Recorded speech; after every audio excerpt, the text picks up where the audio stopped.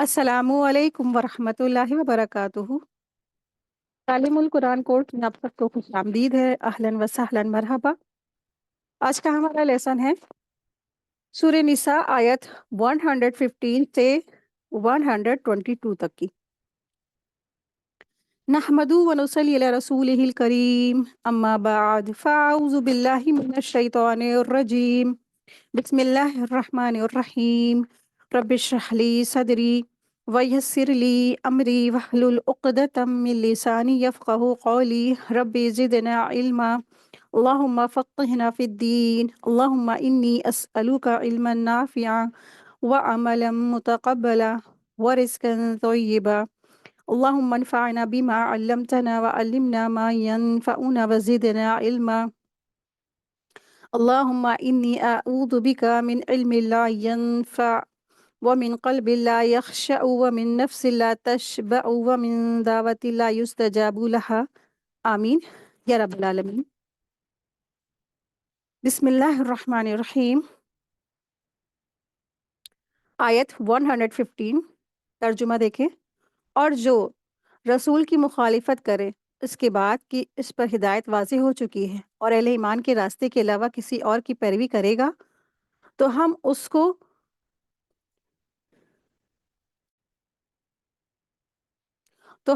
ادھر ہی پھیر دیں گے جدھر وہ پھرے گا، اور اسے جہنم میں داخل کریں گے، اور وہ بہت ہی بری لوٹنے کی جگہ ہے۔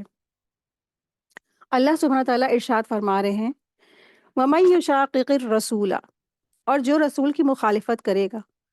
رسول اللہ صلی اللہ علیہ وسلم کی مخالفت سے مراد آپ صلی اللہ علیہ وسلم کے مقابلے پر آ جانا ہے۔ یعنی ایک طرف اگر اللہ تعالیٰ اور اس کے رسول ہوں اور دوسری طرف کوئی شخص یا کوئی گروہ ہو تو رسول کے طریقے سے ہٹ کر دوسرے کا راستہ اختیار کرنا رسول اللہ صلی اللہ علیہ وسلم کی مخالفت ہے۔ تو اس آیت سے یہ بھی پتہ چلتا ہے کہ شریعت کے ماخذ 4 ہیں، یعنی جن سے شریعت کے مسئلے مسائل لیے جاتے ہیں وہ 4 ہیں۔ سب سے پہلے کیا ہے؟ قرآن کریم ہے، پھر حدیث نبوی ہے یعنی حدیث ہے، پھر اس کے بعد تیسری کیا ہے؟ اجماع ہے اور امت ہے، اجماع امت ہے، اور آخر میں قیاس آتا ہے۔ یہ اجماع امت کے ماخذ شریعت ہونے کے دلیل قرآنی فراہم کرتی ہے۔ اجماع امت کو اس آیت میں سبیل المؤمنین یعنی مومنین کا راستہ کہا گیا ہے۔ تو اللہ سبحانہ تعالیٰ ارشاد فرما رہے ہیں تو جو کوئی بھی رسول کی مخالفت کرے گا تو یشاقق، جو لفظ آیا ہے یشاق، یہ شین قاف قاف سے ہے، اس کے معنی ہوتے ہیں شق یعنی پھٹ جانا، الگ ہو جانا۔ تو جو کوئی رسول سے الگ ہو جائے گا، کنارہ ہو جائے گا، تو پھر کیا ہوگا؟ من بعد ما تبین لہ الہدی، یعنی کہ اس کے پاس واضح دلیل آ چکی ہے، یعنی اس کے بعد کہ اس کے اوپر ہدایت واضح ہو چکی ہے، واضح بالکل چیزیں صاف اس کے پاس چیزیں آ چکی ہیں، یعنی اس نے نبی کو پہچان بھی لیا کہ رسول اللہ صلی اللہ علیہ وسلم سچے رسول ہیں، حق پر ہیں، ہدایت لائے ہیں، یہ سچی ہے، سچ بات ہے، اس کے بعد بھی وہ ادھر سے پھر جاتا ہے۔ وَيَتَّبِعْ غَيْرَ سَبِيلِ الْمُؤْمِنِينَ، اور اہل ایمان کے راستے کے علاوہ کسی اور کی پیروی کرے گا۔ تو مومنوں سے یہاں مراد دراصل صحابہ کرام رضی اللہ عنہم اجمعین ہیں، جو دین اسلام کے مطابق چلنے والے تھے اور نبی صلی اللہ علیہ وسلم کی سنت کی پیروی کرنے والے تھے۔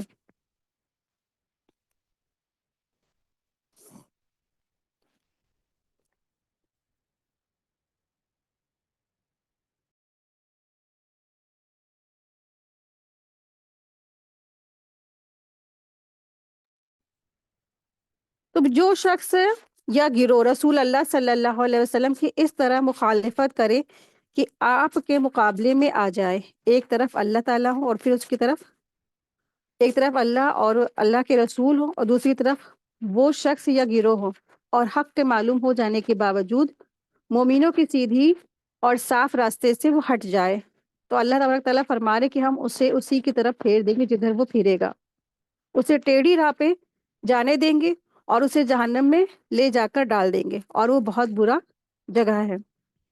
ہدایت کے واضح ہو جانے کے بعد اور رسول اللہ صلی اللہ علیہ وسلم کی مخالفت اور مومنین کا راستہ چھوڑ کر کسی اور راستے کی پیروی دین اسلام سے خروج ہے، یعنی باہر نکل جانا ہے، جس پر یہاں جہنم کی وعید بیان فرمائی گئی ہے۔ مومنین سے مراد صحابہ کرام ہیں، جو اسلام کے اولین کیا تھے؟ پیروکار تھے، اتباع کرنے والے تھے، اور اس کی تعلیمات کا کامل نمونہ تھے، قرآن اور سنت کی تعلیمات کا کامل نمونہ تھے۔ اور صحابہ کی تعلیم کرنے والے کون تھے بہترین؟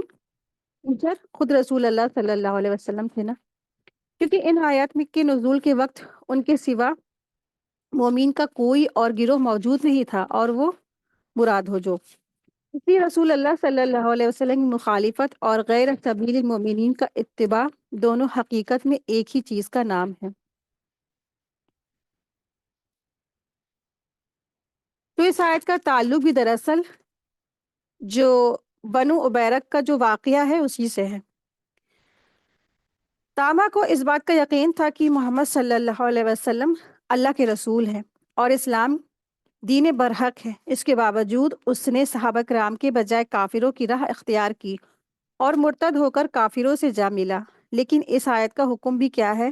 عام ہے، یعنی اس حکم میں سب لوگ شامل ہیں۔ چنانچہ کوئی بھی حق واضح ہو جانے کے بعد رسول اللہ صلی اللہ علیہ وسلم کی مخالفت کرے گا اور مومنوں کی راہ یعنی دین اسلام کے علاوہ کسی اور دوسری راہ کو اپنائے گا تو اللہ تعالیٰ اسے اسی مخالفت رسول پر چھوڑ دے گا، بلکہ اس کی نگاہوں میں اس کے اس کام کو خوبصورت اور عمدہ بنا دیں گے، یہاں تک کہ وہ جہنم میں جا گرے گا۔ تو کتنی ڈرانے والی آیتیں ہیں نا، کہ رسول کی مخالفت نہیں کرنی ہے، اس سے یہ پتہ چلتا ہے۔ اور آپ دیکھیں کہ جو لوگ بہت فخر سے کہتے ہیں نا کہ ہم سنتوں کو فالو نہیں کرتے ہیں، آپ صلی اللہ علیہ وسلم کی سنتیں کیا ہیں؟ آپ صلی اللہ علیہ وسلم جیسے کھاتے تھے، پیتے تھے، اٹھتے تھے، بیٹھتے تھے، اب اس کے اپوزٹ انسان کام کرتا ہے تو ایک طرح سے وہ بھی رسول کی مخالفت کرتا ہے۔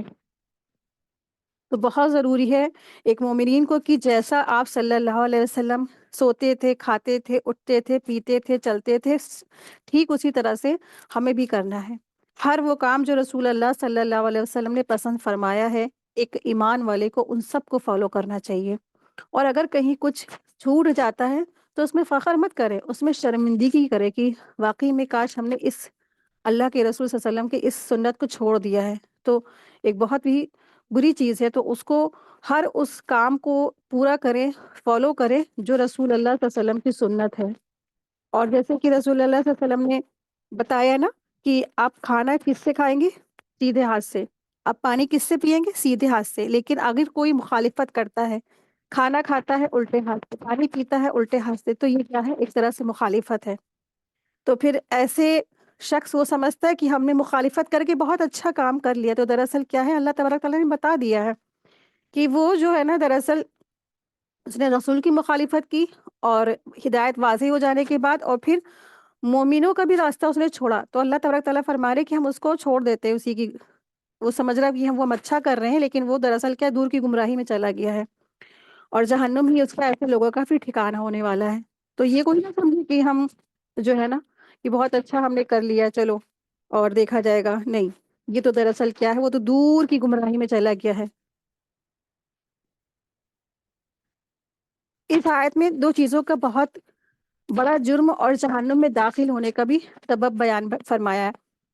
پہلی چیز تو ہے رسول اللہ صلی اللہ علیہ وسلم کی مخالفت، اور یہ ظاہر ہے کہ رسول کی مخالفت کفر اور زبردست بوال ہے۔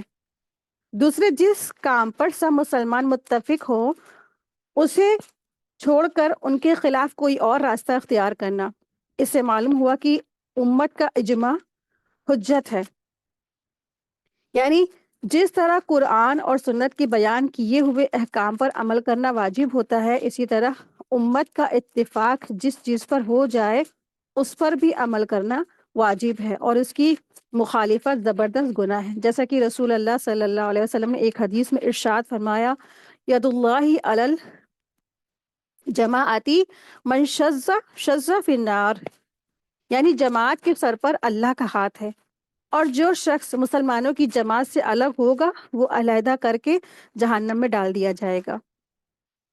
حضرت امام شافعی رحمۃ اللہ علیہ سے کسی نے سوال کیا کہ کیا اجماع امت کے حجت ہونے کی دلیل قرآن میں ہے؟ تو آپ نے قرآن سے دلیل معلوم کرنے کے لیے بہت بار قرآن مجید کو پڑھا، غور و فکر کیا۔ امام شافعی رحمۃ اللہ علیہ کے نزدیک اجماع امت کی سند اس آیت میں ہے۔ یہ بات تو بہت ہی واضح ہے کہ اسلامی قوانین کے لیے بنیادی ماخذ قرآن ہے، پھر حدیث یعنی سنت ہے۔ اسی طرح اجتہاد کا معاملہ بھی سمجھ میں آتا ہے، مگر اجماع کس چیز کا نام ہے؟ اس کا ذکر قرآن میں کہاں ہے؟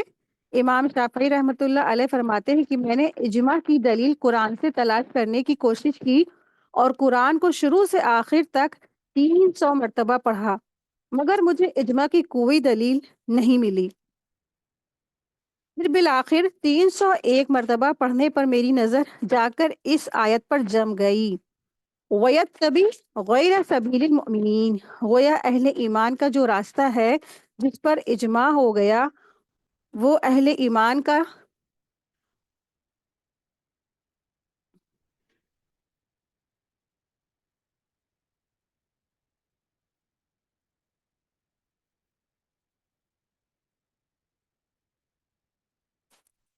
گویا اہل ایمان کا جو راستہ ہے جس پر اجماع ہو گیا اہل ایمان کا، وہ خود اپنی جگہ بہت بڑی سند ہے، اس لیے کہ رسول اللہ صلی اللہ علیہ وسلم کا ارشاد ہے کہ میری امت کبھی گمراہی پر جمع نہیں ہوگی۔ ٹھیک ہے، تو اس سے پتہ چلتا ہے کہ اجماع امت یہ بھی کیا ہے، یہ بھی موسٹ امپورٹنٹ ہے۔ تو اجماع، قیاس، ٹھیک ہے۔ تو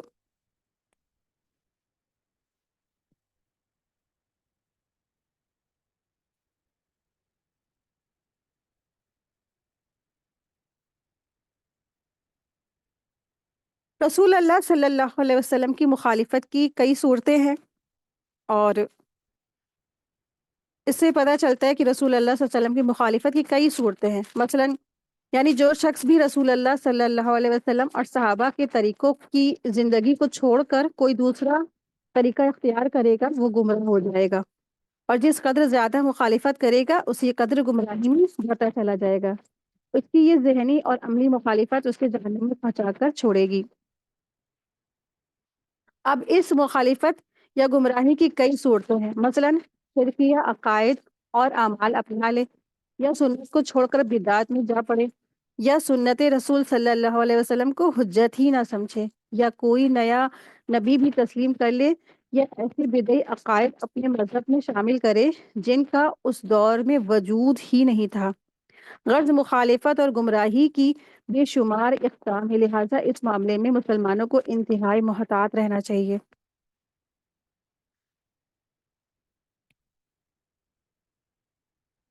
رسول اللہ صلی اللہ علیہ وسلم کی مخالفت کرنے اور مومنوں کے راستے کو چھوڑنے کی سزا یہاں بتائی گئی ہے، نولی ما تولا، تو ہم اس کو ادھر ہی پھیر دیں گے جدھر وہ پھرنا چاہے گا، وہ خود پھرے گا، اسے کفر اور گمراہی میں چھوڑ دیا جائے گا جو اس کے لیے دنیا میں رسوائی کا باعث ہوگی۔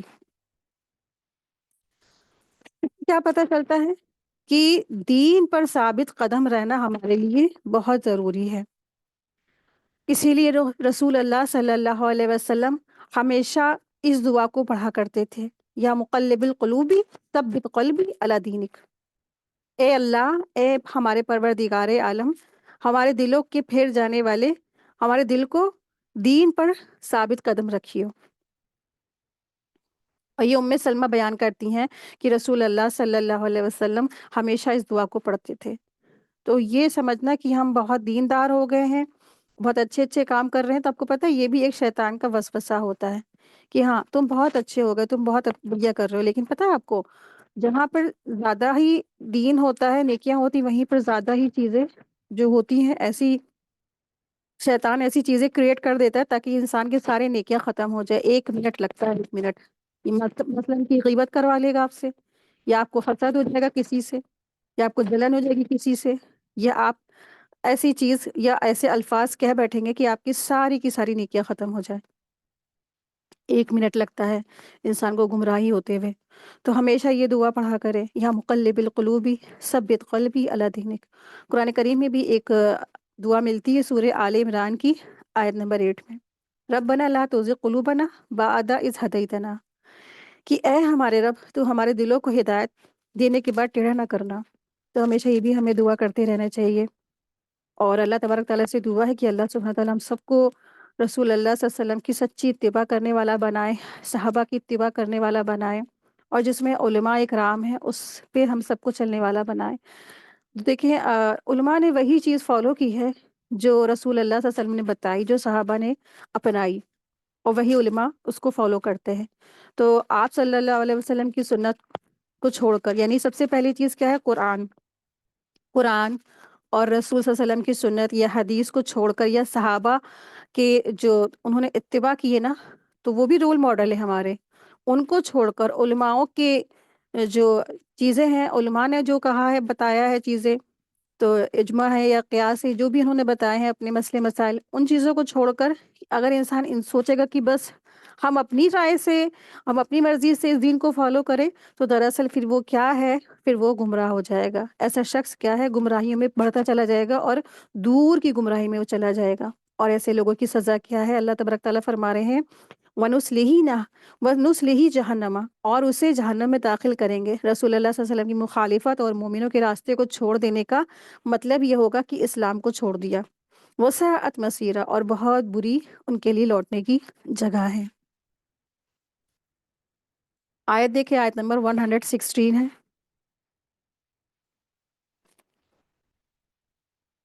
بلا شبہ اللہ تبارک تعالیٰ اس کو نہیں بخشے گا اس کے ساتھ شریک کیا جائے، اور اس کے علاوہ جس کے لیے چاہے گا وہ بخش دے گا. اور جو اللہ تعالیٰ کے ساتھ شریک بنائے گا تو یقیناً وہ بھٹک گیا ہے، دور کا بھٹکنا. ان اللہ لا یغفر ان یشرک بہ، بلا شبہ اللہ تبارک تعالیٰ اس کو نہیں بخشے گا کہ اس کے ساتھ شرک کیا جائے. شرک دراصل یہاں پر اس آیت سے پتہ چلتا ہے کہ شرک ایسا گناہ ہے کہ یہ ناقابل معافی جرم ہے. اگر کوئی شخص بنا توبہ کیے شرک کی حالت میں فوت ہو گیا تو اللہ تبارک تعالیٰ اس کو نہیں معاف کریں گے، نہیں بخشیں گے. اگر کوئی اور گناہ بنا توبہ کیے کوئی شخص مر گیا تو یہ اللہ کے ہاتھ میں ہے. اللہ تعالیٰ چاہے تو بخش دے گا اور چاہے اس کو عذاب دے گا. لیکن شرک ایسا گناہ ہے، کیونکہ اس کو نا جو بھی کرے گا تو پھر اس کے لیے سخت سخت وعید ہے، اس کے لیے سخت عذاب ہے. اور اللہ تبارک تعالیٰ ایسے شخص کو کبھی معاف نہیں کریں گے. اس کے لیے جنت حرام ہے اور اس کا ٹھکانہ ہمیشہ کے لیے جہنم رہنے والا ہے. تو اللہ تبارک تعالیٰ ارشاد فرما رہے ہیں ان اللہ لا یغفر ان یشرک بہ، کہ بے شک اللہ تبارک تعالیٰ ایسے شخص کو نہیں بخشیں گے جس نے شرک کیا ہے. اور اس میں علماء اس آیت سے کافی خوش بھی ہوتے ہیں. وہ کہتے ہیں کہ اس میں امید ہے، امید والی بھی ایک آیت ہے اس میں چھپی ہوئی ہے. کیا کہ اس سے پتہ چلتا ہے کہ اللہ تبارک تعالیٰ سوائے شرک کے سارے انسانوں کو معاف کر دیں گے، لیکن ایک ایسا شخص جس نے شرک کیا ہو اس کو نہیں معاف کریں گے. لیکن کیا ہے، باقی سارے انسان جو ہے وہ معاف کر دیے جائیں گے. تو خوشخبری بھی ہے اس میں، امیدیں بھی ہیں. لیکن ایک شرک ایسا گناہ ہے جب انسان اس پہ مرے گا تو اللہ تبارک تعالیٰ اس کو معاف ہی نہیں کریں گے. ہاں، اگر کوئی ایسا شخص اس نے شرک کیا، اس کو توفیق ملی، اس نے اللہ سے معافی مانگی، سچی توبہ کی اور توحید پر ڈٹ کیا، تو وہ تو واقعی میں وہ معاف کر دیا جائے گا نا. لیکن ایسا شخص جس کو توبہ کی توفیق نہیں ملی اور وہ شرک پر ہی مر گیا، شرک کے اوپر ہی اس کی فوت ہوگی، تو پھر ایسا شخص کیا ہے، اللہ تعالیٰ اس کو معاف نہیں کریں گے. تو شرک کے معنی کیا ہوتے ہیں؟ تو دیکھیں، شرک معنی کیا ہوتا ہے؟ شین را کاف سے ہے اس کا روٹ ورڈ، یعنی شریک کرنا، کسی کو اللہ تبارک تعالیٰ کے ساتھ برابر قرار کرنا، برابر ٹھہرانا، اللہ کے بالکل برابر کر دینا. تو شرک کی موٹی موٹی 3 اقسام ہیں. پہلا ہے شرک فی ذات، دوسرا ہے شرک فی صفات، اور تیسرا ہے شرک فی العبادات۔ تو شرک فی ذات کیا ہے؟ شرک فی ذات اس لحاظ سے مشرکین اپنی دیویوں کو اللہ کی بیویاں اور بیٹیاں سمجھتے ہیں، اور ان دیویوں کے ناموں سے ہی یہ بات ظاہر ہو جاتی، جیسے الہ سے لات اور عزیز سے عزا وغیرہ، یعنی کہ وہ اللہ کے ہی نام کے سے اپنے دیوی دیوتاؤں کے نام رکھتے تھے۔ جیسے اللہ کا جو الہ ہے نا، تو اللہ کے الہ سے وہ لات اپنے بتوں کے نام رکھتے، پھر اللہ کا نام عزیز ہے تو اسی سے وہ اپنے جو دیوی دیوتاؤں کے نام عزا رکھتے، اور پھر یہاں تک کہ نعوذ باللہ اللہ کے بیویاں اور بیٹیاں بھی سمجھتے دیویوں کو۔ تو یہ اس طرح سے یہ شرک فی ذات تھا۔ پھر دوسری قسم ہے شرک فی صفات۔ اللہ کی یہ صفات ہے کہ جہاں سے بھی اسے کوئی شخص پکارے وہ اس کی فریاد سنتا ہے، اور مشرکین کا بھی یہی عقیدہ تھا کہ دیویاں ان کی فریاد سنتی ہیں، ٹھیک ہے۔ تو اس سے کیا پتہ چلتا ہے کہ اگر کوئی شخص اللہ کے علاوہ کسی اور کے اندر ایسی صفات سمجھتا ہے جو اللہ کے اندر ہے، تو پھر یہ بھی کیا ہے؟ شرک فی صفات ہے۔ تو اللہ تبارک تعالیٰ وہ ذات ہے جن کے اندر یہ صفات ہے، اس کے علاوہ کوئی کسی کی ہستی کے اندر یہ صفات ہو ہی نہیں سکتی۔ لیکن ان کا عقیدہ کیا تھا مشرکین مکہ کا؟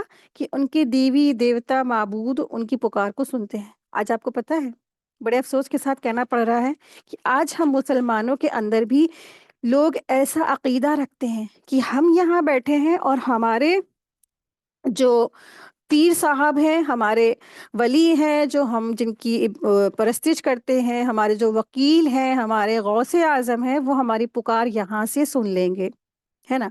تو یہ بھی بہت بڑا شرک ہے۔ اور پھر آتا ہے تیسری قسم کا شرک، شرک فی العبادات۔ یہ قرآن کی تصریح کے مطابق کسی کو اس کے عقیدے سے پکارنا کہ وہ اس کی فریاد کو سن کر اس کی مشکل دور کر سکتا ہے یا اسے کوئی فائدہ پہنچا سکتا ہے، اس کی عین عبادت ہے۔ اور مشرکین بھی ایسا ہی عقیدہ رکھ کر دیوی دیوتاؤں کو پکارتے تھے، اور یہ صریح شرک ہے، یعنی کہ کھلا ہوا شرک ہے۔ تو جتنے بھی ہماری نماز ہے، ہماری روزہ ہے، ہماری قربانی ہے، سب کچھ اللہ تبارک تعالیٰ کے لیے ہے، اس میں کوئی دوسرا شامل نہیں ہو سکتا ہے۔ ان صلاتی و نسکی و محیای و مماتی، کہ ہماری جو صلات ہے، ہمارا نماز ہے، ہماری عبادت ہے، ہماری جو زندگی، ہمارا جینا، ہمارا مرنا، سب کچھ اللہ رب العالمین کے لیے ہے، اس میں کوئی دوسرا شامل ہی نہیں ہو سکتا ہے۔ لیکن مشرکین مکہ کیا کرتے تھے؟ وہ اللہ کی عبادات میں بھی غیر اللہ کو شریک ٹھہراتے تھے۔ وہ غیر اللہ کے لیے جو اس طریقے سے قربانیاں کرتے تھے، عبادات کرتے تھے، نذر و نیاز کرتے تھے، اور تمام ان کے خرافات موجود تھی۔ اور آج ہمارے مسلمانوں میں جو لوگ کہتے تو اپنے آپ کو مسلمان ہیں، لیکن وہ کیا ہے؟ وہ بھی اس طریقے کے اپنے یہاں اس طرح سے انہوں نے رسم و رواج بنا رکھے ہیں کہ وہ فلاں فلاں کے نام کی دیگیں بنواتے ہیں، کھانا بٹواتے ہیں، یا فلاں فلاں کے نام کا کھچڑا بنواتے ہیں، بانٹتے ہیں، یا کسی اور کے نام کے روزے رکھتے ہیں، یا کسی اور کے نام کی قربانیاں کراتے ہیں، یا فلاں کے مزار پہ جا کے قربانیاں کراتے ہیں اور بٹواتے ہیں کھانا پینا، ڈیگے لنگر۔ تو یہ بھی سب تمام چیزیں شرک کی ہی اندر آ جائے گا، اور یہ کیا ہے؟ یہ سب شرک ہے، اور کھلاوا شرک ہے۔ تو ایک مومن کی عبادت صرف اور صرف اللہ رب العالمین کے لیے ہے، اور کسی کے لیے نہیں ہو سکتی ہے یہ سب کچھ۔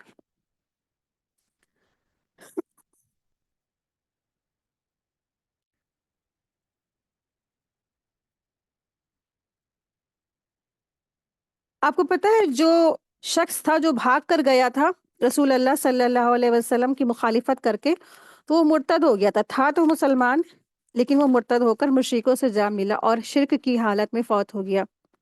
علی بن ابی طالب رضی اللہ عنہ کا قول ہے کہ پورے قرآن میں اس آیت سے زیادہ میرے نزدیک کوئی اور آیت محبوب نہیں ہے، اور وجہ بظاہر یہ ہے کہ اللہ تعالیٰ نے اس میں امید دلائی ہے کہ وہ شرک کے علاوہ تمام گناہوں کو جس کے لیے چاہے گا معاف کر دے گا۔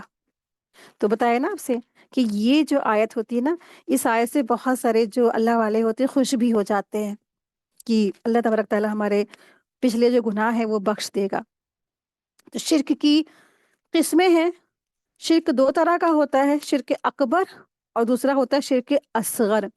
شرک اکبر کی 3 قسمیں ہیں: اللہ کی طرح علم میں کسی بھی مخلوق کو ساجھیدار سمجھنا، بنانا، دوسرا ہے تصرف میں کسی کو ساجھیدار بنانا سمجھنا، عبادت میں کسی اور کو سمجھنا ساجھیدار بنانا، تیسرا ہے عبادت میں کسی اور کو ساجھیدار بنانا۔ تو اللہ کے برابر علم میں شرک، کسی بزرگ یا پیر کو یہ سمجھنا کہ یہ ہمارے حال کو ان کو ہر وقت خبر ہے، ہمارا حال جو ہمارے پر بیت رہی ہے ہمارے بزرگ کو، پیر ولی کو خبر ہے، یا نجومی سے غیب کی خبریں معلوم کرنا، یا کسی بزرگ کے کلام سے فعال دیکھ کر اس پر یقین کر لینا، یا کسی کو دور سے پکارنا اور یہ سمجھنا کہ اس کو خبر ہو رہی ہے، کسی کو ہر جگہ حاضر اور ناظر سمجھنا، ٹھیک ہے، یعنی اللہ کے علاوہ کسی اور کو حاضر اور ناظر سمجھنا کہ وہ ہمارے جو پیر ولی بزرگ ہیں سب جگہ موجود ہیں، ہماری بات سنتے ہیں، جانتے ہیں، ہمارے حال سے واقف ہے، یا ہر چیز کی خبر ہر وقت برابر اللہ کے سوا کسی اور کو سمجھنا، دور کی ہو یا قریب کی ہو، چھپی ہو یا کھلی ہو، اندھیرے میں ہو یا اجالے میں ہو، آسمان میں ہو یا زمین میں ہو، پہاڑوں کی چوٹی پر ہو یا سمندر کی تہ تک، اس سب کا علم صرف اللہ تعالیٰ ہی کو ہے۔ کسی کا نام لے لیا کر اٹھتے بیٹھتے جیسے بہت سے لوگ کہتے ہیں نا یا وارث، اور دور یا قریب سے مصیبت میں اسی کو پکارتے بھی ہے، اور دشمن پر اس کا نام لے کر حملہ بھی کرتے ہیں، یا علی یا مدد۔ تو اگر اللہ کا نام لے رہے ہیں تو اس نیت سے کہ یا علی اللہ کا نام ہے تو الحمدللہ ٹھیک ہے، لیکن آپ حضرت علی رضی اللہ عنہ کو اگر پکارتے ہیں اور حضرت علی سے مدد مانگتے ہیں تو یہ کیا ہے؟ شرک ہے۔ تو آج بہت سارے جو لوگ ہیں اہل تشیع یعنی کہ شیعہ حضرات، وہ بھی اسی میں مبتلا ہو گئے، انہوں نے حضرت علی کو اتنا مانا کہ انہوں نے ان کے ساتھ بھی شرک شروع کر دیا، مدد مانگتے ہیں علی سے، حسین اور حسن۔ تو یہ سب تو کیا تھے؟ اللہ کے رسول صلی اللہ علیہ وسلم نے تو توحید کا پیغام پہنچایا تھا نا، نہ کہ ایسے لوگ گروہ جو تھے تب کہ وہ گمراہ ہو جائے، بھٹک جائیں۔ تو بہت سارے لوگ اس طرح سے آج بھی شرک کرتے ہیں کہ جب دشمن پر حملہ کرتے ہیں تو اپنے کچھ عزیز کا نام لے کر حملہ کرتے ہیں، اور اس کے نام کا ختم بھی پڑھتے ہیں، اور اس کی جو صورت کا جو خیال باندھے ہوئے ہوتے ہیں، یا یوں سمجھتے ہیں کہ جب میں اس کا نام لیتا ہوں تو زبان سے یا دل سے اس کی صورت یا اس کی قبر کا خیال باندھتا ہوں تو وہی اس کو خبر ہو جاتی ہے، اور اس سے میری کوئی بات چھپی نہیں رہ سکتی ہے، اور جو مجھ پر حالات گزرتی ہے جیسے بیماری، تندرستی اور غم یا خوشی، سب اس کو خبر ہے، سب اس کو معلوم ہے جس کو ہم پکار رہے ہیں۔ جو بات میرے منہ سے نکلتی ہے وہ سب کچھ میرا پیر ولی بزرگ سنتے ہیں، اور جو خیال اور بہم میرے دل میں گزرتا ہے ان سب سے میرے وہ پیر ولی اولیاء واقف ہیں۔ اس طرح کے عقیدے سے آدمی مشرک ہو جاتا ہے، چاہے یہ عقیدہ نبیوں کے ساتھ ہو، یا ولیوں کے ساتھ ہو، یا پیروں کے ساتھ ہو، یا شہیدوں کے ساتھ ہو، یا اماموں کے ساتھ ہو، یا کسی بھوت یا پریوں کے ساتھ ہو، ان سب سے آدمی مشرک ہو جاتا ہے، ایک انسان مشرک بن جاتا ہے۔ تو بہت ضروری ہے ہمیں اس بات کے جاننے کی کہ کتنی طرح کا شرک ہوتا ہے کہ جس کی وجہ سے انسان مشرک ہو جاتا ہے۔ آپ کو پتہ ہے کہ انسان جب اپنے نفس کی بات مانتا ہے تو اپنے نفس کی بات ماننا بھی کیا ہے؟ اس نے اپنے نفس کو الہ بنا لیا، تو اس نے اللہ کی احکامات کو پس پشت ڈالا اور اپنے نفس کو اس نے الہ بنایا، تو اس طرح سے نفس کی پیروی کرنے والا بھی مشرک ہے۔ اس نے اللہ کے احکام کو پس پشت ڈالا اور اپنے نفس کی اطاعت کی، اپنے نفس کی فرما برداری کی، تو پھر اس طرح سے وہ بھی مشرک ہے جس نے اپنے صرف اور صرف نفس کی بات مانی، کہ اس کا جو دل چاہ رہا ہے اس نے وہ کیا، جو اس کا من کر رہا ہے وہ اس نے کیا۔ پھر اسی طرح سے غیب کا علم صرف اور صرف اللہ تبارک تعالیٰ کو ہے، اور غیب کا علم کسی کو بھی نہیں ہے۔ اگر کوئی کسی اور سے غیب کی خبریں جاننے کے لیے جاتا ہے تو یہ بھی کیا ہے؟ یہ بھی شرک کی کیٹیگری میں ہے کہ کل کیا ہونے والا ہے نا، تو اس کا مطلب یہی تو ہے کہ اس کو یہ عقیدہ ہے کہ جو یہ سامنے والا بتا رہا ہے کل کے بارے میں تو اس کو علم ہے نا کہیں نہ کہیں، تو یہ بھی کیا ہے؟ شرک کی کیٹیگری میں آتا۔ پھر تصرف میں شرک ہوتا ہے، یعنی کہ تصرف یعنی اختیار میں شرک۔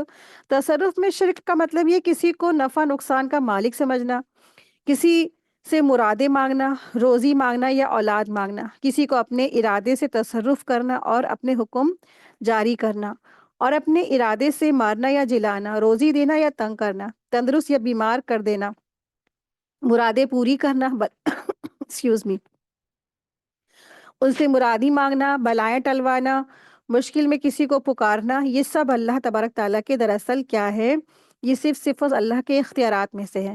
کسی نہ نبی کو یہ اختیارات ہیں، نہ کسی پیر ولی شہید، کسی انسان کو نہیں ہے، کسی بھی اللہ کی مخلوق کو یہ اللہ تعالیٰ نے اختیارات نہیں دیے ہیں۔ یہ سارے کے سارے کام صرف اور صرف اللہ تبارک تعالیٰ کے پاس ہے۔ تو جو کوئی کسی اور کے لیے ایسا تصرف ثابت کرے، اس سے مرادیں مانگے اور اس امید پر کہ وہ نظر نیاز کرے اور اس کی منتیں مانے اور مصیبت کے وقت اسے پکارے، تو بھی وہ مشرک ہو جاتا ہے۔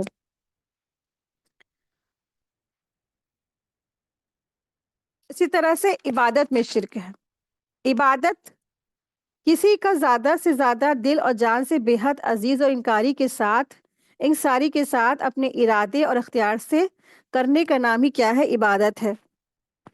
عبادت میں اللہ کے ساتھ کسی کو ساجھیدار نہ ماننے کا مطلب ہوتا ہے کسی سے محبت اللہ کے سمان نہ ہونا، یعنی کہ اللہ کی جیسی محبت کسی سے نہ ہونا، نہ کسی کا ڈر اس کے جیسا ہو، نہ کسی سے امید اس کے جیسی ہو، نہ کسی پر ایسا بھروسہ جیسے اللہ پر ہو، نہ کسی کام کو اتنا ضروری سمجھے جتنا اللہ کی عبادت ہو، اور اللہ کے سامان کسی کی نظر اور منتیں مانے، نہ اللہ کے سوا کسی کی قسم کھائے اور نہ اللہ کے جیسا کسی دوسرے کو عزت دے، اکرام دے۔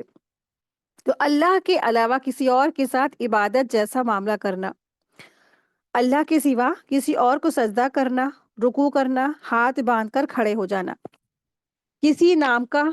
کسی اور کے نام کا جانور ذبح کرنا، چڑھاوے چڑھانا، کسی کے نام کی منت ماننا، کسی کی قبر یا گھر کا طواف کرنا۔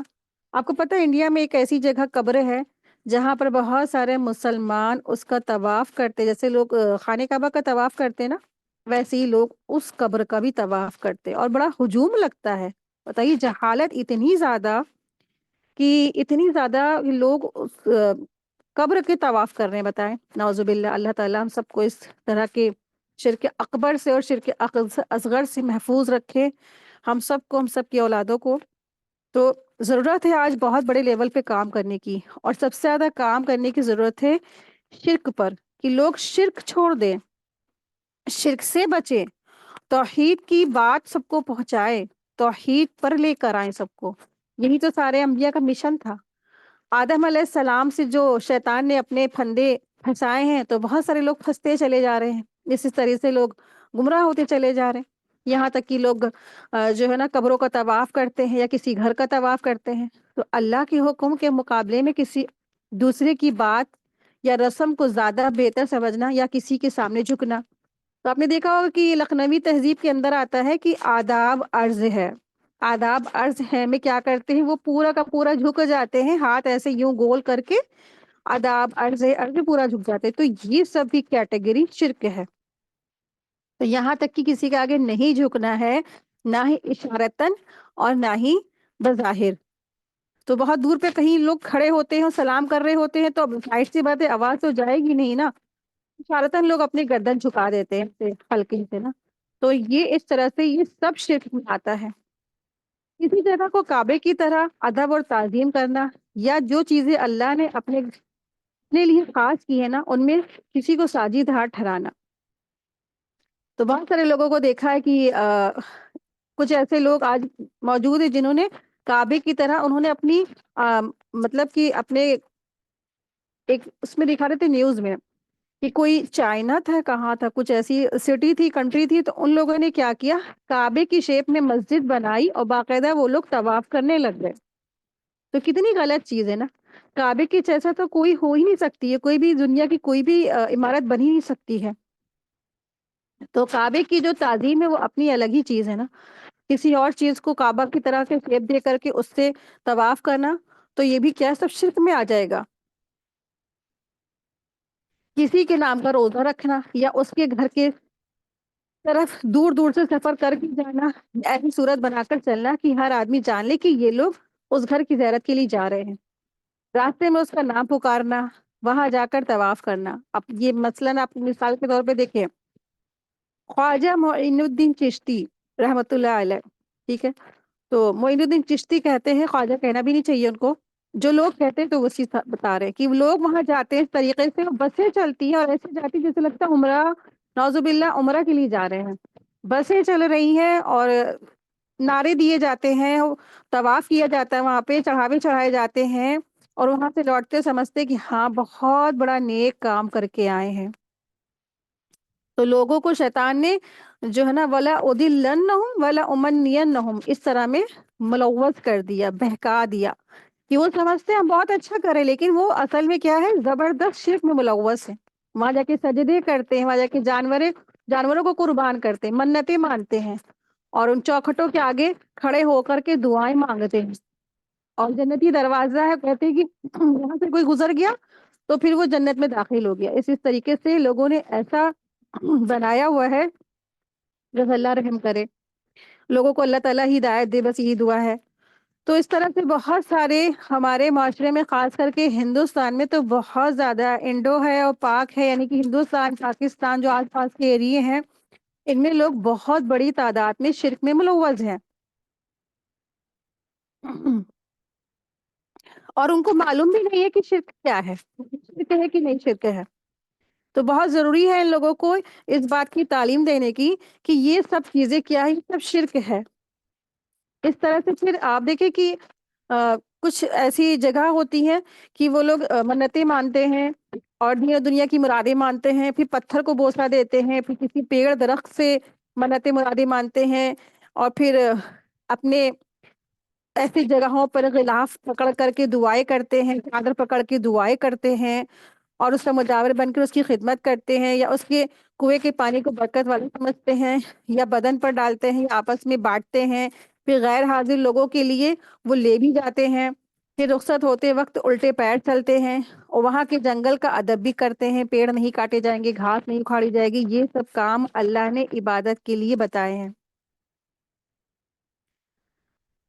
اب اگر کوئی شخص ان باتوں کو پیر پیغمبر کے ساتھ، یا کسی دیوتا کے ساتھ، یا کسی کی قبر کے ساتھ، یا کسی کے استھان، یعنی کہ کسی ایسی پیر بزرگ ولی کی جو جگہ ہے، قبر ہے، یا ان کی لوکیشن ہے، اس پر کوئی یہ سب چیزیں عائد کرتا ہے نا، تو یہ سب کیا شرک ہے.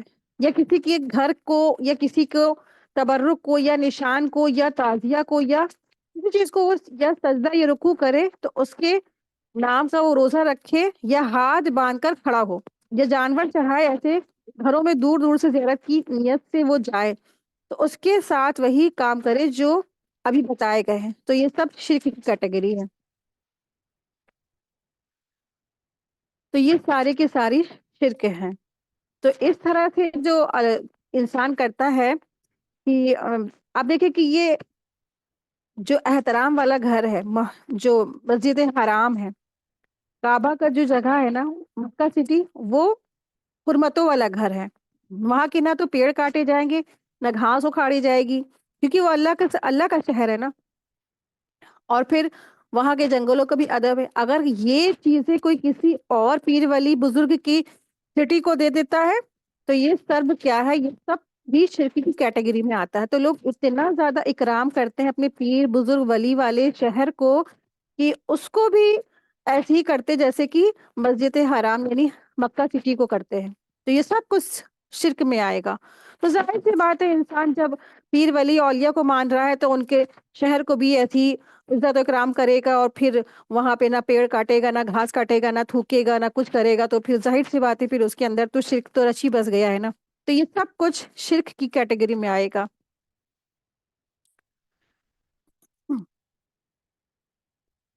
اور پھر آتا ہے اللہ تبارک تعالیٰ کی صفات میں شرک. اللہ کی جو صفاتیں ہیں نا، یعنی صفاتی نام ہے، وہ سب اللہ تعالیٰ ہی کے لیے خاص ہے. جیسے خالق، رازق، عالم، عزیز، اللہ.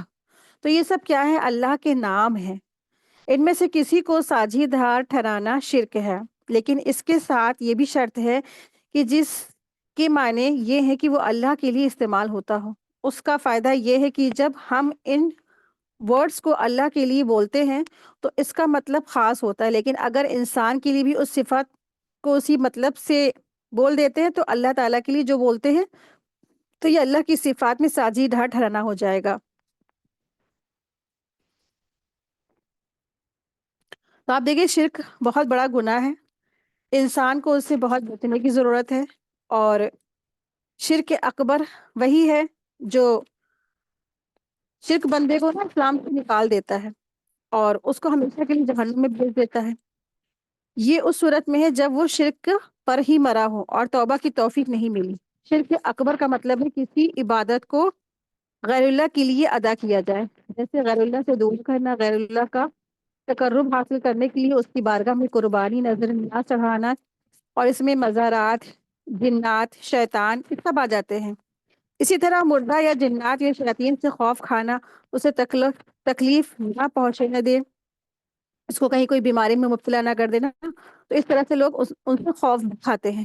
اس طرح غیر اللہ سے ایسی امیدیں باندھنا جس پر صرف اللہ تعالیٰ قدرت رکھتا ہے، جیسے حاجت پوری کرنا، مصیبت دور کرنا، اس طرح کے شرک آج کل بزرگوں کی قبروں پر خوب ہو رہے ہیں،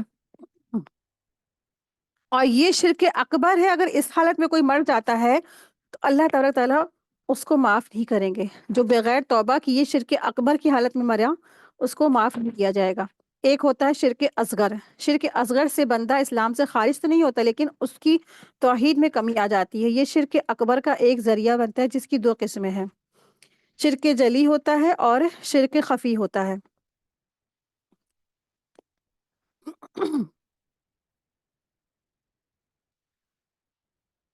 ایک واقعہ ہے کہ بہت زبردست واقعہ ہے، تو تھوڑا آپ لوگوں کے سامنے اس کو رکھیں گے کہ آپ دیکھیں کہ یہ جب انسان توحید پہ ہوتا ہے نا تو اس کے ٹیسٹ بھی ہوتے ہیں، اور جو شرک یہ کرے گا کہ یہ توحید پر رہے گا۔ کہیں سے دو شخص تھے، وہ گزرے راستے میں، وہ گرفتار ہو گئے۔ مشرکین نے کہا کہ ہم تمہیں آگے نہیں جانے دیں گے جب تک ہمارے بتوں پر کوئی چڑھاوا نہ چڑھا دو۔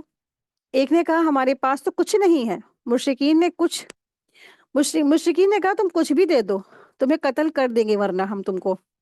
تو اس نے کہا ایک مکھی جو ہے نا میں اس کو چڑھا دوں، دونوں کا چڑھا دو۔ تو اس نے ایک مکھی پکڑ کر چڑھا دی، بت پر قربان کر دی، پھر وہ شرک پر مر گیا۔ ٹھیک ہے، اس کا عقیدہ یہ ہوا کہ اس نے مکھی لی اور بت پر چڑھا دی، اور اس حالت میں ہی وہ مر گیا۔ دوسرا جو شخص تھا اس نے کچھ بھی چڑھانا قبول نہیں کیا اور وہ قتل کر دیا گیا، لیکن دین اسلام پر اس نے وفات پائی اور جنت نصیب ہوئی اس کو۔ تو عقیدہ ہم سے قربانی مانگتا ہے۔ تو یاد رکھیں کہ شرک کے بہت سارے روپ ہوتے ہیں، شکلیں ہوتی ہیں۔ انسان کو اپنے آپ کو توحید پر مضبوط کرنا چاہیے، باقی گناہوں سے معافی مانگتے رہنا چاہیے۔ ٹھیک ہے، تو انسان کو اپنے آپ کو توحید پر ڈٹائے رکھنا چاہیے، اور باقی جو بڑے بڑے گناہ ہیں ان سے بھی اجتناب کرنا، بچنا ہے۔ اور پھر ہمیشہ یہ نہ سمجھے کہ ہم بہت اچھا کر رہے ہیں، بہت بڑھیا کر رہے ہیں، اور عاجزی کے ساتھ زندگی گزارے اور پچھلی جو گناہ ہو چکے ان پہ توبہ بھی کرتا رہے۔ تو عقیدہ جہاں گڑبڑ ہوا وہاں ہی وہ شخص کیا ہو گیا، جہنم میں رسید ہو گیا۔ اس نے سوچا کیا فرق پڑتا ہے، ایک مکھی تو چڑھانا ہے، چلو چڑھا دیتے ہیں، ہماری جان تو چھوٹ جائے گی۔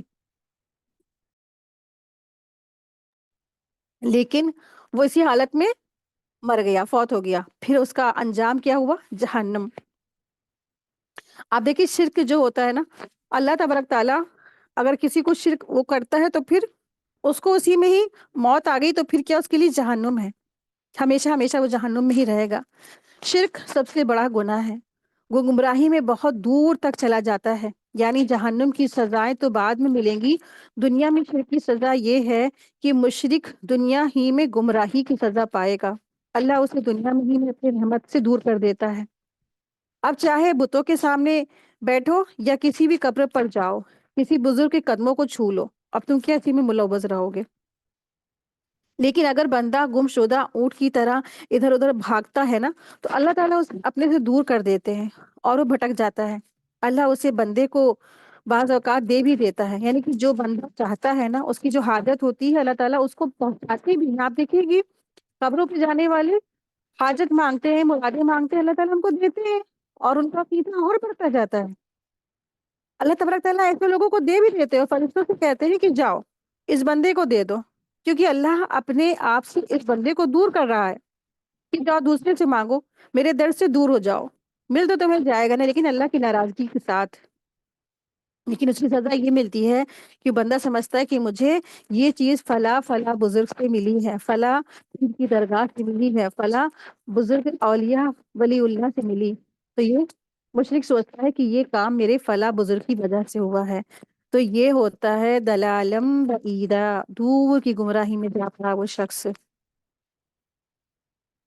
اللہ تبارک تعالی ہم سب کو شرک سے محفوظ فرمائے، اور اللہ تبارک تعالی ہم سب کو شرک سے بچائے۔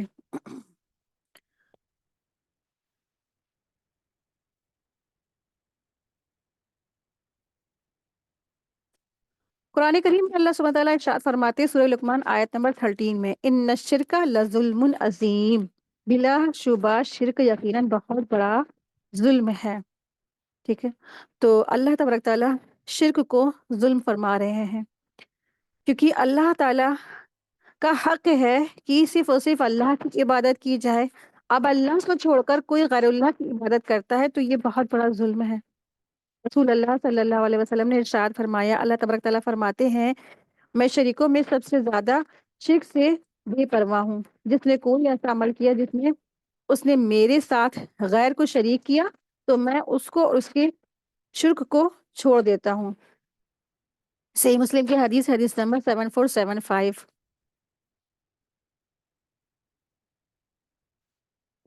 وَيَغْفِرُ مَا دُونَ ذَلِكَ لِمَن يَشَاءُ، اور اس کے علاوہ جس کے لیے چاہے گا وہ بخش دے گا۔ وہ گناہ جو شرک سے کمتر ہیں وہ اللہ تعالیٰ کی مشیت کی تابع ہیں، اگر اللہ تعالیٰ چاہے گا تو اپنی رحمت اور حکمت سے ان کو بخش دے گا، معاف کر دے گا، چاہے تو اپنے عدل اور حکمت سے ان کو عذاب دے، چاہے تو معاف کر دے۔ وَمَن يُشْرِكْ بِاللَّهِ فَقَدْ ضَلَّ ضَلَالًا بَعِيدًا، اور جو اللہ تعالیٰ کے ساتھ شریک بنائے گا تو وہ یقیناً بھٹک گیا ہے، دور بھٹکنا۔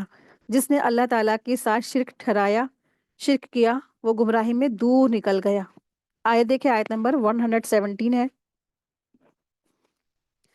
إِن يَدْعُونَ مِن دُونِهِ إِلَّا إِنَاثًا وَإِن يَدْعُونَ إِلَّا شَيْطَانًا مَرِيدًا، وہ اللہ تعالیٰ کے علاوہ نہیں پکارتے مگر عورتوں کو، اور وہ سرکش شیطان کے سوا کسی کو نہیں پکارتے۔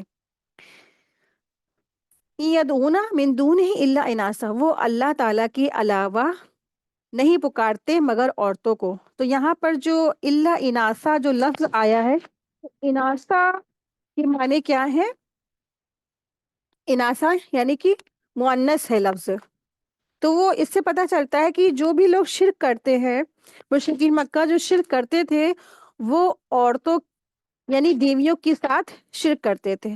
اناسن انسا کی جمع ہے یعنی مؤنث ہے، ان سے مراد یا تو بت ہے جن کے اکثر جو نام کیا تھے، لات، منات، عزا وغیرہ تھے، اور ان کے نام مؤنث تھے، یا فرشتے، کیونکہ مشرکین انہیں اللہ کی بیٹیاں قرار دے کر ان کی عبادت کیا کرتے تھے۔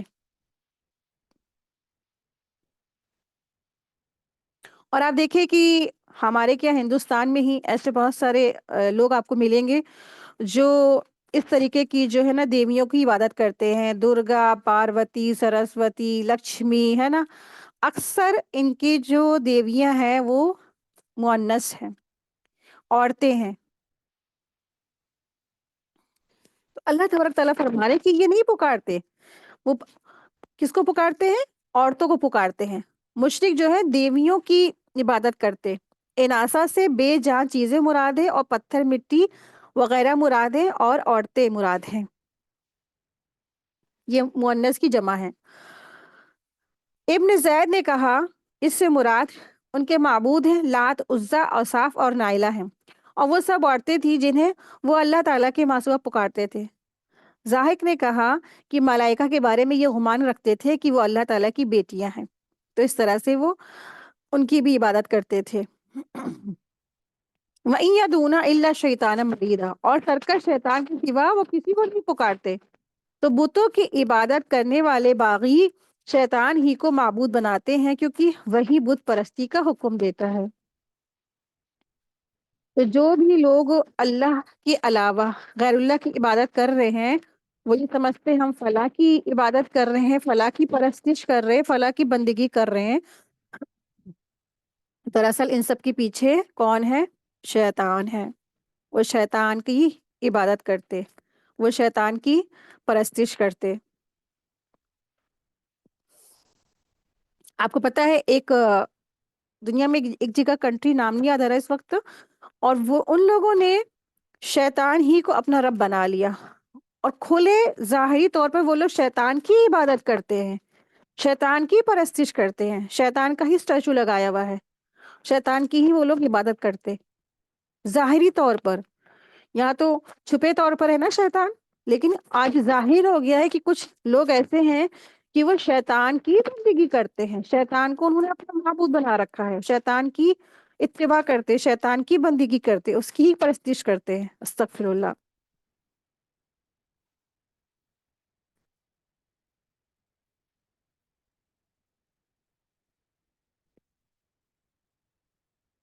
تو اس آیت میں شرک کی انتہا درجے کی پلیدگی اور مشرکین کی انتہا درجے کی حماقت بیان کی گئی ہے کہ وہ ایسے بتوں کی عبادت کرتے جنہیں انہوں نے عورتوں کے نام دے رکھے، جیسے لات، منات، عزا وغیرہ.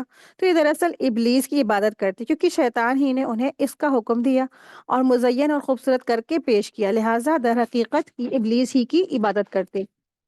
یدون من دونہ الا اناسا، اناسن یعنی عورتیں. اس سے مراد یا تو وہ بہت اس سے مراد یا تو وہ ان کے بت ہیں جن کے نام مؤنث تھے، لات، منات، عزا وغیرہ، یا مراد فرشتے ہو سکتے ہیں، کیونکہ مشرکین عرب فرشتوں کو اللہ کی بیٹیاں سمجھتے تھے اور ان کی عبادت کرتے تھے.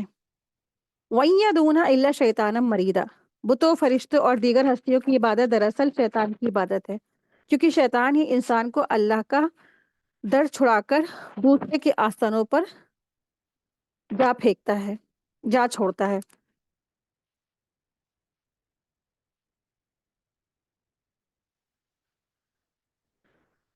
آیت دیکھیں، آیت نمبر 118 ہے. لعنت اللہ وقال لأتخذن من عبادک نصیبا مفروضا. اللہ سبحانہ تعالیٰ ارشاد فرما رہے ہیں کہ اللہ تعالیٰ نے اس پر لعنت کی اور اس نے کہا یقیناً میں تیرے بندوں میں سے ایک مقرر حصہ ضرور لوں گا. لعنت اللہ یعنی اللہ نے اس پر لعنت کی ہے، یعنی اللہ تعالیٰ نے شیطان کو اپنی رحمت اور فضل سے دور کر دیا. اللہ تعالیٰ نے شیطان پر لعنت اس لیے بھیجی، شیطان نے یہ دھمکی دی تھی نا کہ وہ انسانوں کے ایک بڑے حصے کو گمراہ کر کے رہے گا، انہیں جھوٹی تمنا، جھوٹی خواہشاتوں کے چکر میں ڈال دے گا، انہیں لذتوں کے حصول میں گم کر دے گا، انہیں دنیا کی کامیابیوں میں پیچھے دیوانہ کر دے گا، اور انہیں آخرت کی خوش فہمیوں میں مبتلا کر دے گا. یعنی کہ وہ یہ سمجھتے ہیں نا اکثر لوگ کہ کل ہوگا تو دیکھا جائے گا، آج جو زندگی جیسے چاہے بتا لو، کل ہوگا تو دیکھ لیں گے. آخرت میں اللہ تعالیٰ کیا ہے؟ غفور الرحیم ہے، اللہ تعالیٰ معاف کر دیں گے. اللہ تعالیٰ تو بہت محبت کرتے ہیں نا بندوں سے. یہ آخرت کے بارے میں خوش فہمیوں میں اس نے شیطان نے مبتلا کیا ہے. اور یقین جانیے آخرت کیا ہے؟ بہت سخت ہے. انسان ایسے غفلت میں زندگی گزارتا ہے، لیکن آخرت کے مرحلے بہت سخت ہیں اور بہت لمبا پروسیس ہے. انسان کی موت سے لے کے حساب کتاب کے دن تک کی کا جو وقت ہے ایک بہت لمبا پروسیس ہے، بہت لمبا وقت. اور جو انسان ایسی ہنسی کھیل تماشے میں اس کو اڑا دیتا ہے. اور اس نے کہا وَقَالَ لَأَتَّخِذَنَّ مِنْ عِبَادِكَ نَصِيبًا مَفْرُوضًا، اور شیطان نے کہا یقیناً میں تیرے بندوں میں سے ایک مقرر حصہ ضرور لے کر جاؤں گا. تو مقرر حصہ کیا ہے؟ نصیبًا مفروضہ کیا ہے؟ اس سے مراد نظر اور نیاز بھی ہو سکتی جنہیں شرک کرنے والے قبروں میں دفن شدہ لوگوں کے نام پر نکالتے ہیں، اور اس سے مراد وہ لوگ بھی ہو سکتے ہیں جنہیں شیطان گمراہ کر کے اپنے ساتھ جہنم میں لے کر جائے گا.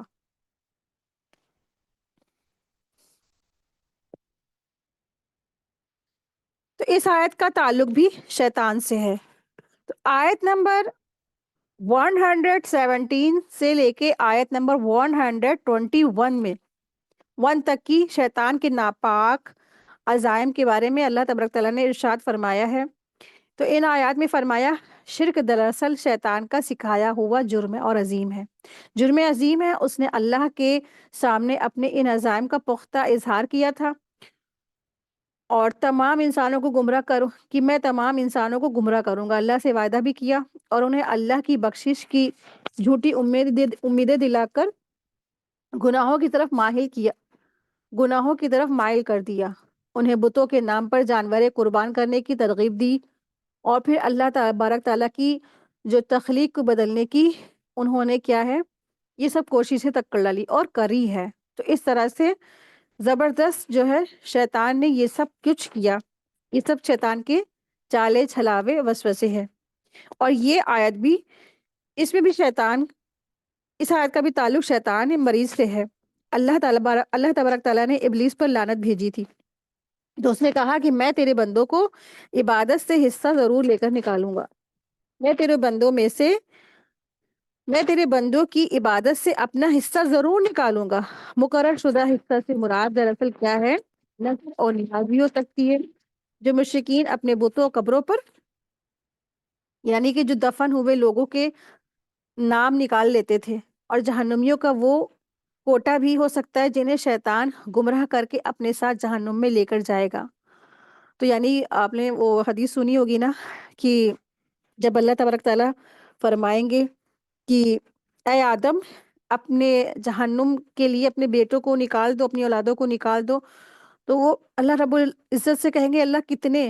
تو وہ کہیں گے 1000 میں سے 999 کو۔ تو جب یہ فیصلہ ہوگا تو ساری کی ساری حمل والیاں حمل ان کے گر جائیں گے، چاہے وہ عورت ہو چاہے وہ جانور ہو، لوگ غش کھا کے گرنے لگیں گے۔ زیادہ تعداد تو یہاں پر یاجوج ماجوج کی ہی ہوگی، اور اس سے پتہ بھی چلتا ہے کہ آدم علیہ السلام کے 1000 بیٹوں میں سے صرف ایک بیٹا، یعنی کیلکولیشن کیا ہے، 1000 میں سے 999 جہنم میں جائیں گے، ایک بیٹا جنت میں جائے گا۔ بہت ڈرانے والی یہ باتیں ہیں اور حدیث ہے۔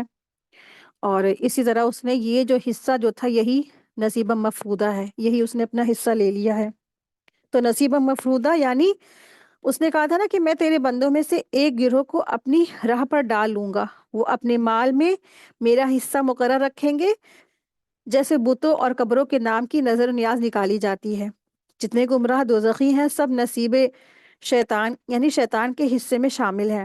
شیطان ملعون اپنی سرکشی سے خود بھی گمراہ ہوا اور انسانوں کو گمراہ کرنے پر بھی ایسی کمر باندھی ہے کہ نہ دشمنی چھپاتا ہے اور نہ دشمنی سے باز آتا ہے۔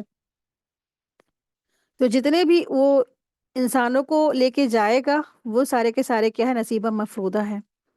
رسول اللہ صلی اللہ علیہ وسلم نے ارشاد فرمایا، اللہ تبارک تعالیٰ قیامت کے دن فرمائے گا کہ اے آدم، پس وہ کہیں گے اے اللہ میں تیری خدمت میں بار بار حاضر ہوں اور سب بھلائی تیرے ہی ہاتھ میں ہے۔ پھر اللہ تبارک تعالیٰ فرمائیں گے کہ دوزخ کا لشکر نکال دو، یعنی دوزخی لوگوں کو نکال لو۔ وہ پوچھیں گے کہ کتنے لوگوں کو نکال دوں؟ تو اللہ تبارک تعالیٰ ارشاد فرمائیں گے کہ 1000 میں سے 999۔ پس اس وقت تمہارے خوف کے بچے جو ہیں وہ بوڑھے ہو جائیں گے اور حمل والیوں کے حمل گر جائیں گے، تو لوگ اور وہ جو ہے جتنے بھی لوگ ہیں وہ نشے میں ہوں گے، جیسے لگا کہ وہ نشہ کیے ہوئے ہیں، شراب پیے ہوئے، لیکن ہمارے ڈر اور خوف کے ایسی ان کی حالت ہو جائے گی۔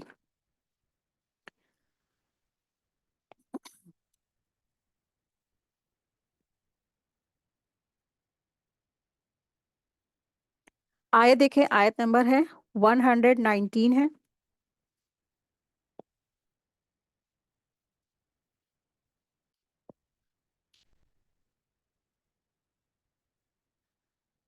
اور یقیناً میں ضرور انہیں گمراہ کروں گا اور میں ضرور انہیں جھوٹی امیدیں دلاتا رہوں گا، میں ضرور انہیں حکم دوں گا، سو وہ ضرور میرے حکم سے جانوروں کے کان چیریں گے، اور یقیناً میں ان کو ضرور حکم دوں گا، سو یقیناً وہ اللہ تعالیٰ کی پیدا کی ہوئی صورت کو ضرور بدل دیں گے۔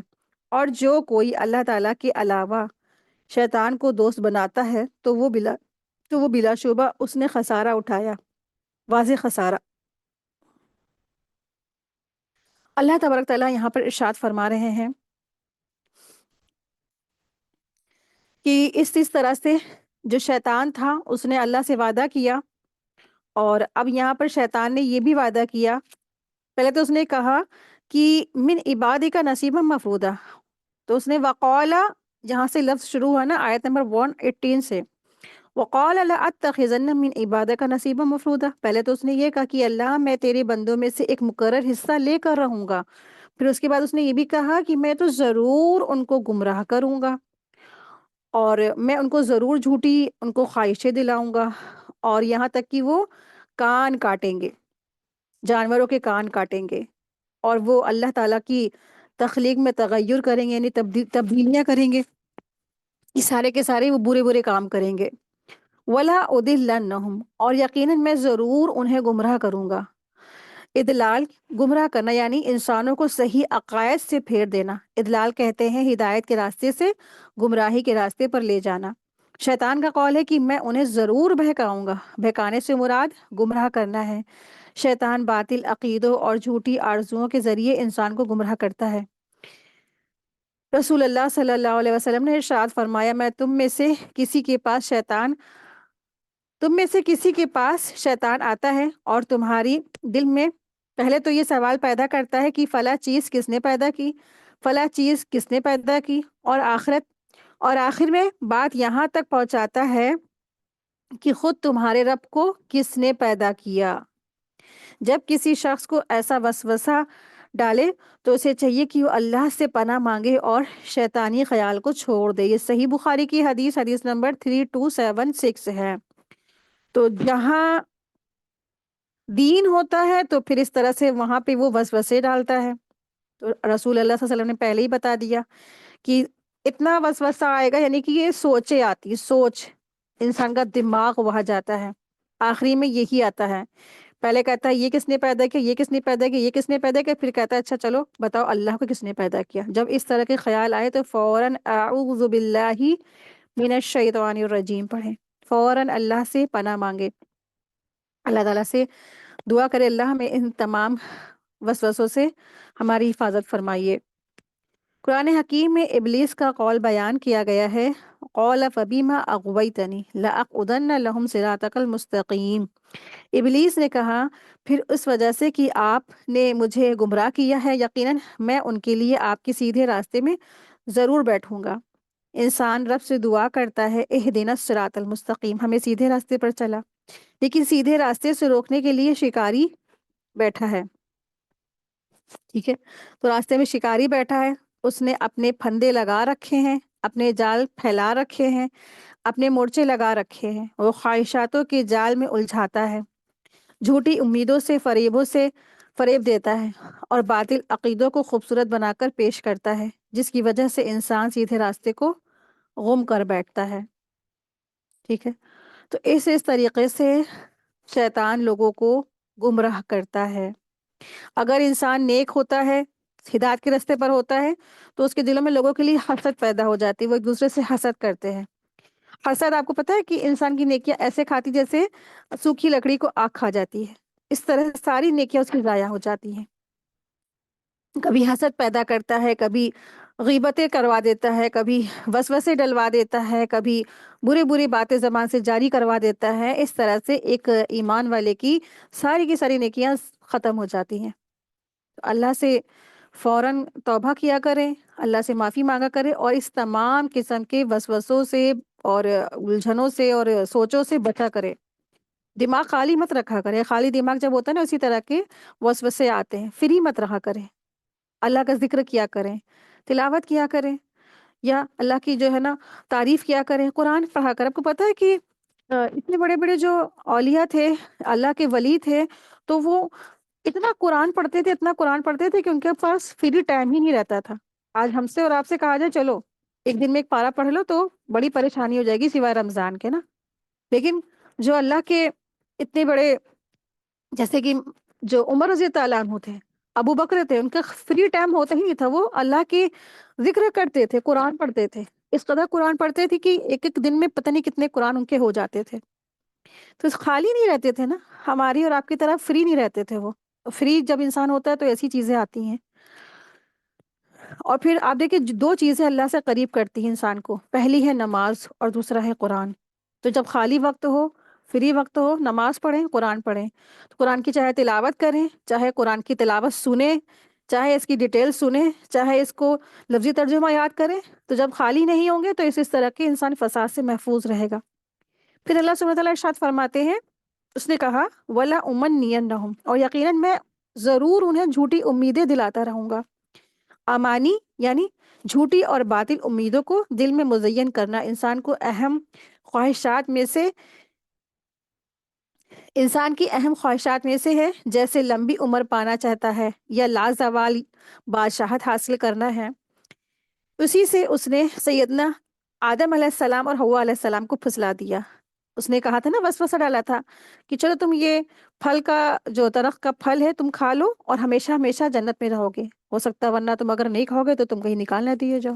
ہمیشگی کا بادشاہت کے خواب دکھا کر کے اس نے وہ پھل کھلوا دیا، اور پھر وہ اس جنت سے نکال دیے گئے۔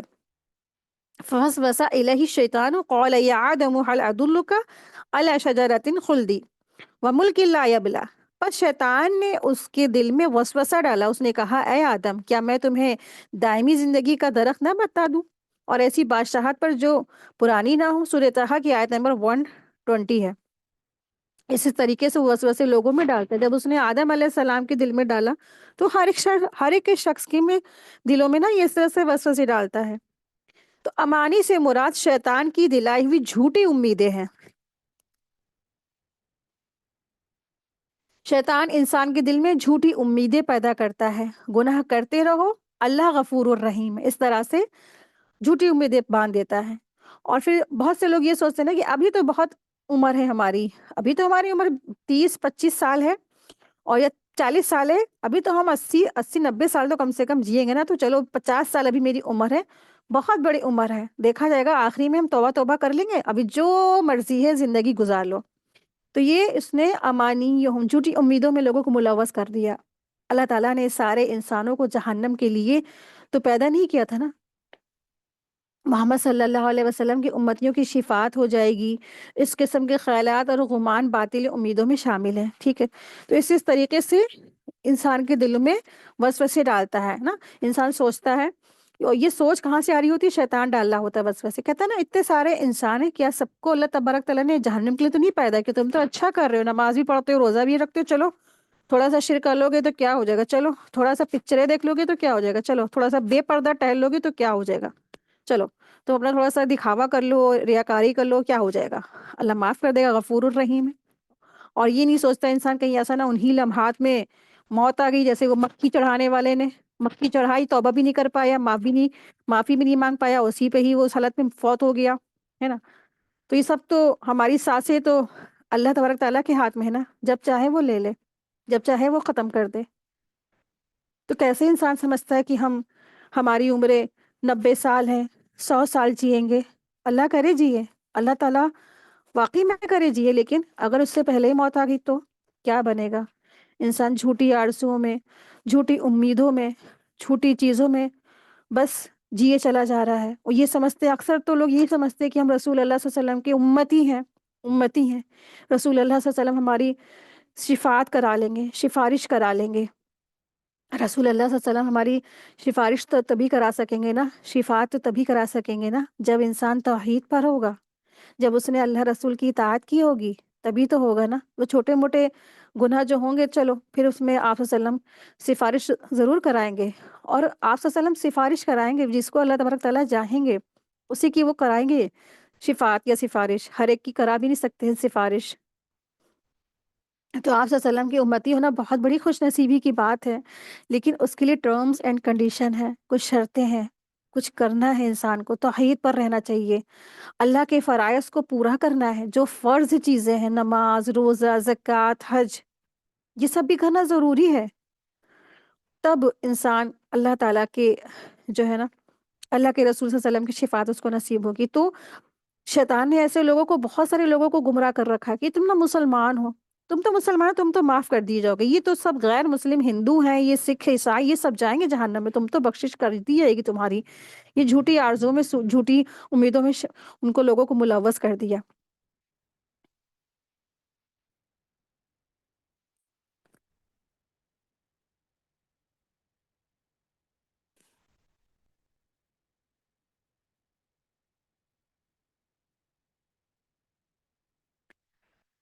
شیطان ان کے خواہشاتوں کے راستے سے انسان کے اندر داخل ہو جاتا ہے، پھر انسان کو بھلا دیتا ہے کہ اللہ تعالیٰ نے اسے کیا حکم دیا ہے، اسے کس مقصد کے لیے دنیا میں بھیجا ہے۔ وَلَا آمُرَنَّهُمْ فَلَا يُبَتِّكُنَّ آذَانَ الْأَنْعَامِ، اور یقیناً میں انہیں ضرور حکم دوں گا، سو وہ ضرور جانوروں کے کان چیریں گے، وہ شیطانوں کے، وہ جانوروں کے کان کو چیر دیں گے۔ دراصل یہ جو ہے نا اہل مکہ کی کچھ رسمیں تھی، یعنی اہل مکہ بحیرہ اور صائبہ جو جانور تھے ان کو ایسی علامتیں لگاتے تھے، ایسی چیزیں نشان لگا دیتے تھے تاکہ یہ معلوم ہو جائے کہ ہم نے اس جانور کو اپنے جو بت ہیں، جو ہمارے معبود ہیں، ہم نے ان کے لیے وقف کر دیا ہے۔ مشرکین ان بتوں کے نام کو وقف کر دیتے تھے، یعنی کہ ان کی شناخت ہو سکے۔ تو بحیرہ، صائبہ، وسیلہ، حام نام کے جو جانور ہوتے تھے ان کو وہ اپنے بتوں کے نام پر چھوڑ دیتے تھے، اور ان کی پہچان کے لیے ان کے کانوں پر کچھ چیرا ایسا لگا دیتے تھے۔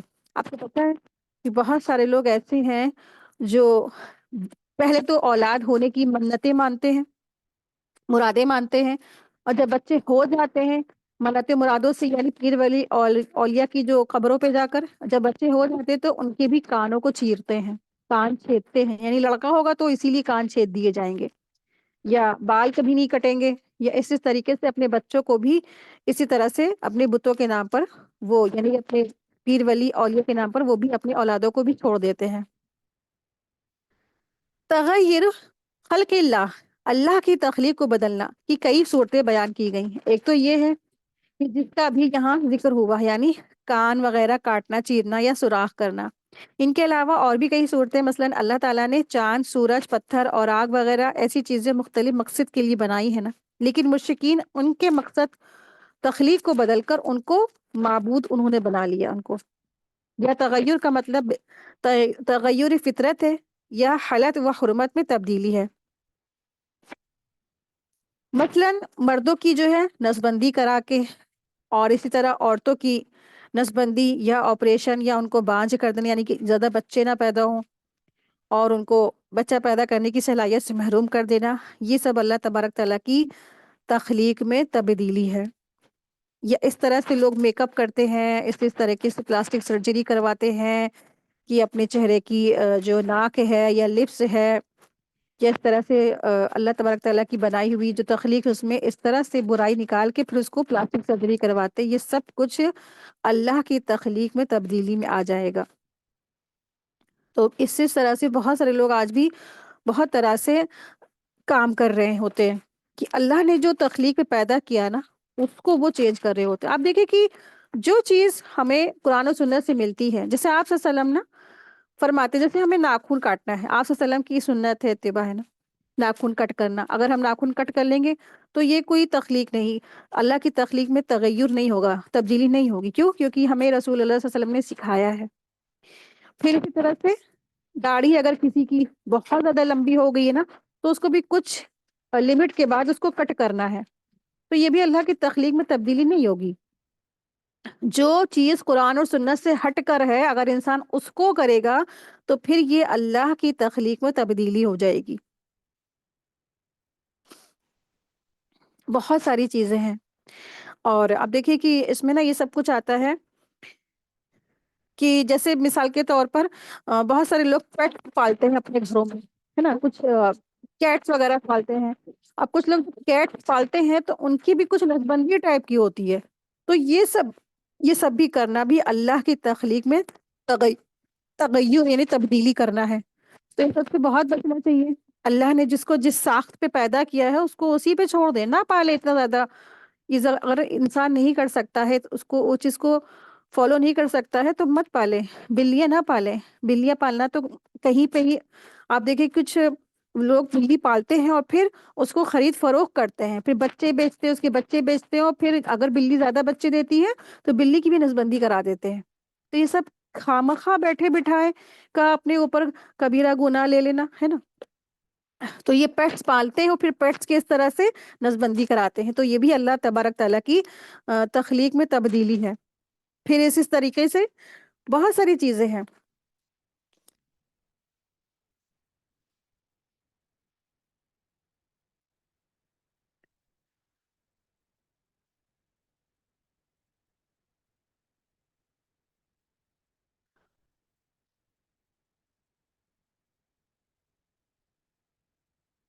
مصنوعی چیزیں ہیں ایسی بنائی گئی ہیں، جیسے اس کی جو ہے نقلی بال لگا لینا، نقلی جو ہے نقلی بال، لمبے لمبے بال لگا لینا، یا مرد عورت کے تعلقات شادی کے بعد ہونے چاہیے نا، لیکن وہ شادی کے بغیر اجازت دے دی گئی ہے، اور ایسے تعلق سے ہونے والے بچے بھی جو ہوتے ہیں ان کی تعداد بہت بڑھ گئی ہے۔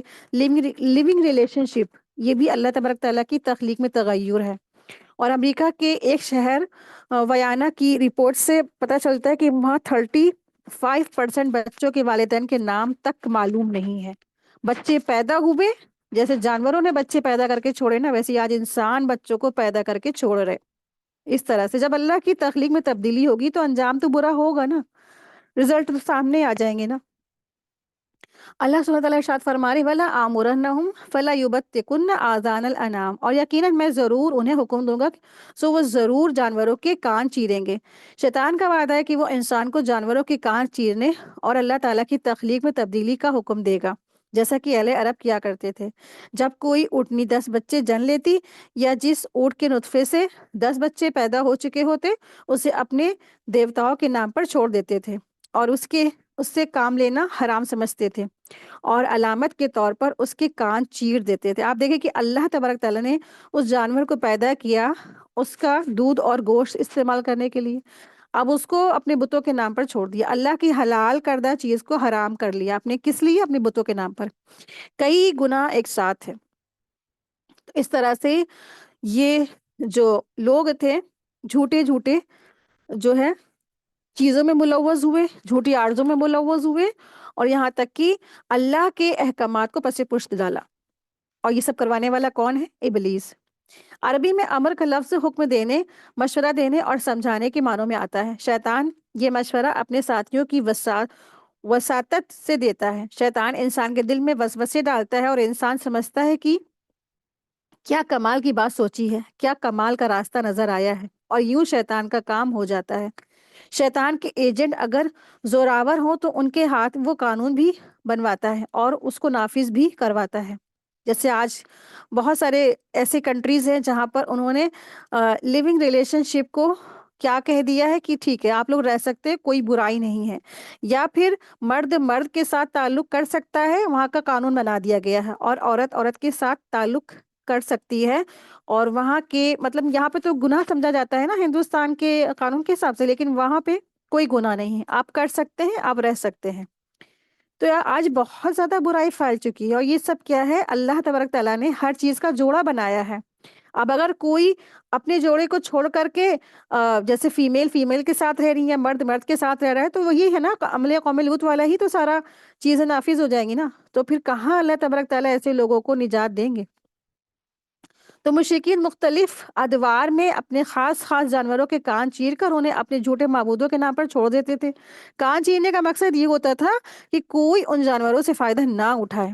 گمراہی کی یہ قسم اللہ تعالیٰ کی حلال کردہ چیز کو حرام ٹھہرانے اور حرام کردہ چیز کو حلال ٹھہرانے کی متقاضی ہے۔ ولا آمرنہم فلا یغیرن خلق اللہ، اور یقیناً میں ان کو ضرور حکم دوں گا تو یقیناً وہ اللہ کی پیدا کی ہوئی صورت کو بدل دیں گے۔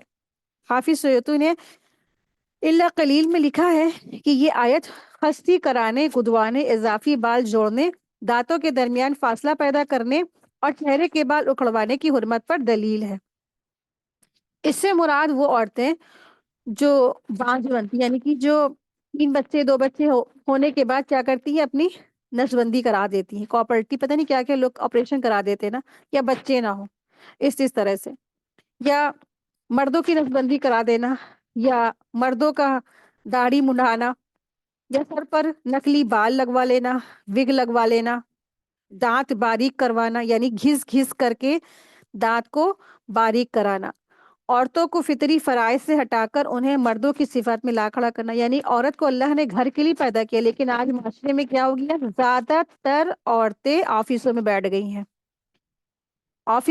گئی ہیں، اور جو بڑے بڑے بزنس کمپنیاں ہیں وہاں بیٹھی ہوئی ہیں، لیکن اللہ نے تو عورتوں کو گھر کے لیے بنایا تھا نا۔ تو اللہ تبارک تعالیٰ کی تخلیق میں تبدیلی۔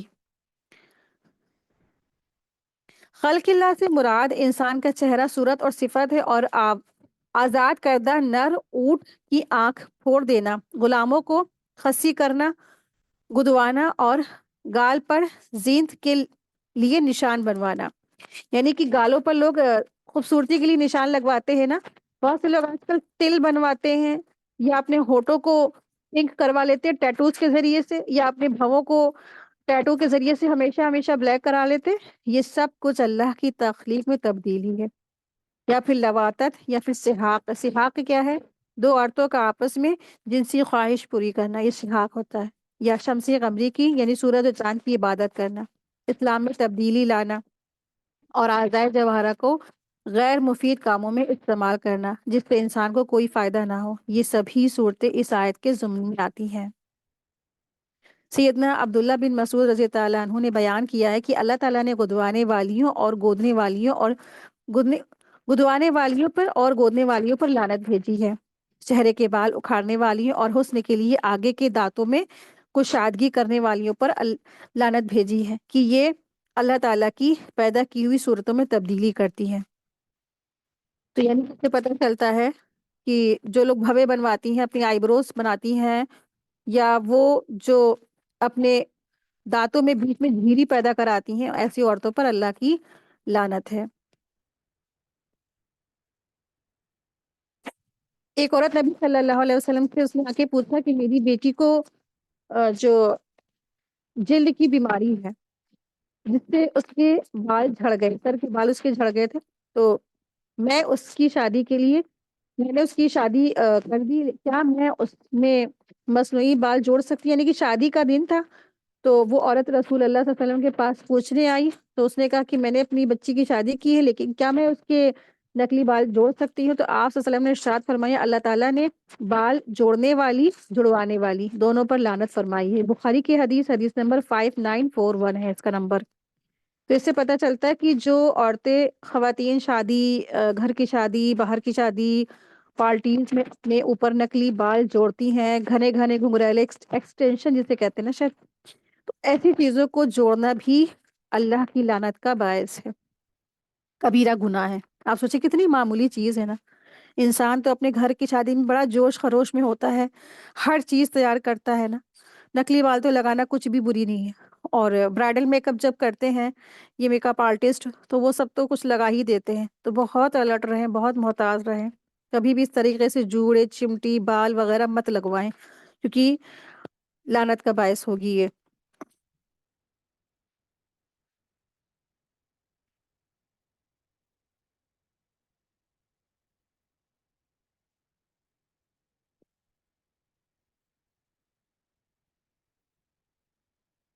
وَمَن يَتَّخِذِ الشَّيْطَانِ وَمَن يَتَّخِذِ الشَّيْطَانَ وَلِيًّا مِّن دُونِ اللَّهِ فَقَدْ خَسِرَ خُسْرَانًا مُبِينًا. اور جو کوئی اللہ کے علاوہ شیطان کو دوست بناتا ہے تو بلا شبہ اس نے خسارہ اٹھایا ہے, واضح خسارہ.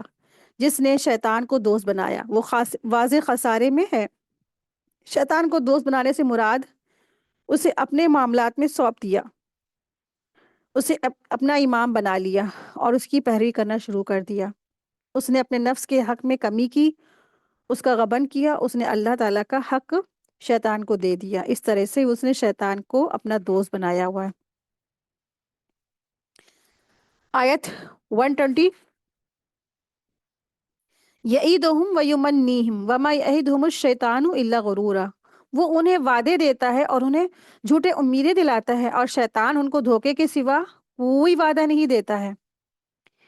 یعیدہم, وہ انہیں وعدہ دیتا ہے. شیطان انسانوں کے سامنے سبز باغ پیش کرتا ہے, وہ جس طرف لے جانا چاہتا ہے اس کے لیے کسی کو لطف اٹھانے, لذت حاصل کرنے کے وعدے دیتا ہے, اور کسی کو کامیابی کے وعدے دکھاتا ہے.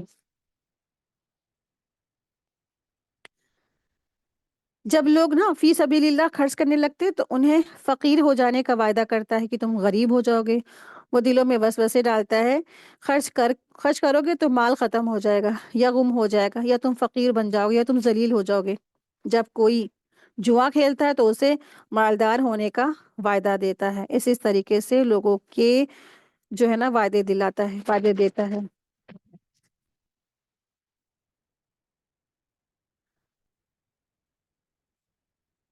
دراصل ابلیس کے وعدوں کی حقیقت بیان کرتے ہوئے اللہ تبارک تعالیٰ نے ارشاد فرمایا ہے کہ ابلیس ان سے وعدہ کرتا ہے اور انہیں بڑی بڑی تمناؤں کے خواب دکھاتا ہے، حالانکہ اس کا وعدہ سوائے دھوکہ اور گمراہی کے کچھ نہیں ہوتا۔ ان کے ابلیس کے ان دوستوں کا ٹھکانہ جہنم ہے جس سے نکل کر وہ کہیں نہیں جا سکتے۔ وَيُمَنِّيهِمْ اور انہیں جھوٹی امیدیں دلاتا ہے۔ شیطان کسی کو کامیابی کی امیدیں دلاتا ہے اور کسی کو نافرمانی اعمال پر بھی آخرت کی کامیابیوں کا یقین دلاتا ہے، اور کسی کو یہ تسلی دلاتا ہے کہ آخرت میں کسی کے سہارے سے نہ تم بچ نکلو گے، کسی نہ کسی سہارے سے تم ضرور بچ نکلو گے۔ وَمَا يَعِيدُهُمُ الشَّيْطَانُ إِلَّا غُرُورًا اور شیطان ان کو دھوکہ کے سوا کوئی وعدہ نہیں دیتا۔ یہ اللہ رب العالمین ہمیں فرما رہے ہیں، یہ شیطان کے جو بھی وعدے ہیں، جو بھی باتیں اور جو بھی وسوسے، جو بھی سوچ آتی ہیں، سوائے دھوکے کا کچھ نہیں ہے۔ شیطان کے وعدے جھوٹے ہیں، یہ ایک سچی خبر ہے جس میں کوئی شک نہیں ہے۔ شیطان اپنے دوستوں سے جھوٹے وعدے کرتا ہے، انہیں بیکار کی آرزویں دلاتا ہے کہ تم دنیا اور آخرت میں کامیاب رہو گے۔ اسی وجہ سے فرمایا کہ شیطان انہیں دھوکہ دیتا ہے اور اس دھوکے میں اپنے عمل کو نیک سمجھنے لگتے ہیں، جیسا کہ اللہ تبارک تعالیٰ نے فرمایا وعدکم وعد الحق ووعدتکم فاخلفتکم وما کان لی علیکم من سلطان الا ان دعوتکم فاستجبتم لی فلا تلومونی ولوموا انفسکم ما انا بمصرخکم وما انتم بمصرخی۔ قیامت کے دن ہوگا جب تو شیطان کہے گا، سورہ ابراہیم کی آیت نمبر 22 ہے، اور شیطان کہے گا جب کام کا فیصلہ کر دیا جائے گا، بلا شبہ اللہ تعالیٰ نے تم سے جو وعدہ کیا تھا وہ وعدہ سچا تھا، اور میں نے تم سے جو وعدہ کیے تھے میں نے تو تم سے خلاف ورزی کی، اور میرا تم پر کوئی غلبہ نہیں تھا سوائے اس کے کہ میں نے تمہیں بلایا، تم نے تو میری کہا مان لیا، چنانچہ مجھے ملامت نہ کرو اور خود ہی کو ملامت کرو، میں تمہاری فریاد رسی کرنے والا نہیں ہوں اور تم میری فریاد رسی کرنے والے نہیں ہو۔ یہ شیطان کہے گا کس سے؟ جن کو دھوکہ دیتا ہے نا، جن کو ان دھوکوں میں ملوث کرتا ہے، وہ اسی طریقے سے کہے گا تم مجھے ملامت نہ کرو، ملامت کرو اپنے آپ کو۔ تو اس کے جو وعدے ہیں، اس کے جو چالیں ہیں، سب کچھ دھوکہ ہے۔ شیطان کے جو پھندے ہیں نا، یہ بہت زیادہ ہی چاروں طرف پھیلے ہوئے ہیں، وہ تو ہمارے خون کے اندر بھی روانی کرتا ہے نا۔ ہم سب تو سو جاتے ہیں لیکن یہ شیطان ہی سوتا ہے، ہم سب کے تو زندگیوں کا مقصد ہے، اور الحمدللہ، لیکن یہ کیا ہے، شیطان کا بھی زندگی کا مقصد ہے کہ اللہ کے بندوں کو گمراہ کرنا۔ اس نے وعدے کیے ہیں، وہ چپ نہیں بیٹھے گا۔ ایک وقت کے لیے ہم لوگ بیمار پڑ جاتے ہیں نا، چپ بیٹھ جاتے ہیں، لیکن وہ کیا ہے، شیطان کیا ہے، کسی وقت بھی تھکتا نہیں، ہارتا نہیں، مسلسل کوشش میں لگا ہوا ہے اور کامیاب بھی ہو رہا ہے۔ آج کتنے لوگ آپ نظر اٹھا کے دیکھیں، کتنے کتنے لوگ آج دنیا پوری جیسے لگتا ہے گمراہیوں میں ملوث ہے۔ کوئی کسی چیز میں گمراہ میں ملوث ہے، کوئی کسی گمراہی میں ملوث ہے، کسی گمراہی میں ملوث ہے۔ مسلمانوں کے اندر بھی کتنی گمراہیاں آج موجود ہیں۔ اپنے آپ کو مسلمان تو کہتے ہیں لیکن وہ نام کے مسلمان ہوتے ہیں۔ اگر کوئی نماز پڑھتا ہے تو پردہ نہیں کرتا، کوئی پردہ کرتا ہے تو نماز نہیں پڑھتا، کوئی پردہ کرتا ہے تو لوگوں کے ڈر سے کرتا ہے، کوئی اگر نماز پڑھتا بھی ہے تو لوگوں کے دل کو دکھاتا ہے، تو کوئی اگر قرآن سمجھتا ہے تو دکھاوے کے لیے کرتا ہے، یا اس کو لوگوں سے وہ چاہیے ہوتی، فیسیں چاہیے ہوتی ہیں، یا کسی دنیاوی مطلب کے لیے قرآن پڑھتا بھی ہے، سمجھتا بھی ہے۔ تو ہر جگہ اس نے لوگوں کے دلوں میں ایسے وسوسے ڈالے ہیں کہ ہر نیکی کے کام میں اس نے ملاوٹ رکھ دی دلوں میں۔ تو ہمیشہ اپنے جائزہ لیں کہ کہیں میرے اندر شیطان نے تو کچھ معاملہ ٹیڑھا نہیں کر دیا نا۔ اپنی ہمیشہ جائزہ لیتے رہو، اپنی نفس کو جھٹکتے رہے، اپنے آپ کو جھٹکتے رہیں، جھنجھوڑتے رہیں کہ یہ میرا کام، یہ میری عبادت، یہ میرا جینا، یہ میرا مرنا صرف اور صرف اللہ رب العالمین کے لیے ہے۔ کہیں مجھ سے کہیں کوئی شرک نہ ہو جائے، کہیں مجھ سے شیطان مجھے کہیں گمراہ نہ کر دے۔ اللہ سے ہمیشہ دعا کرتے رہیں، اور شرک سے بچنے کی تو بہت بہت اللہ سے دعا کرے۔ اللہ ربی لا اشرک بہ شیئا، کہ بس اللہ ہی ہمارا رب ہے اور ہم اپنے رب کے ساتھ کسی کو بھی نہیں شریک ٹھہراتے ہیں۔ آیت دیکھیں، آیت نمبر 121، یہی لوگ ہیں جن کا ٹھکانہ جہنم ہے اور اس سے بھاگنے کی کوئی جائے پناہ نہیں ہے۔ محیصہ یعنی جائے پناہ، کوئی بھی جگہ نہیں ان کے لیے، کوئی بھی جائے پناہ نہیں ہے۔ آیت 122۔